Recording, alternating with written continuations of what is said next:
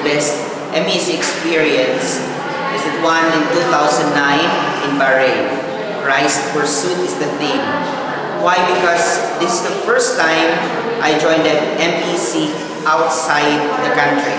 This is the first time also I team head the delegation to Bahrain. This first time has a lot of experience that I learned, most especially being patient and being organized with my team.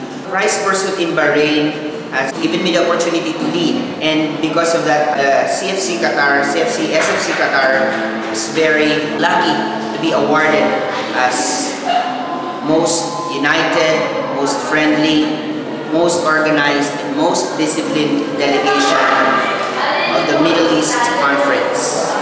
In this MEC, I have learned to look for Christ in every event, in every circumstance, in every experience during the entire Middle East Conference. I invite you all to join us this 2011 Middle East Conference on October 28 and 29 in Doha, Qatar.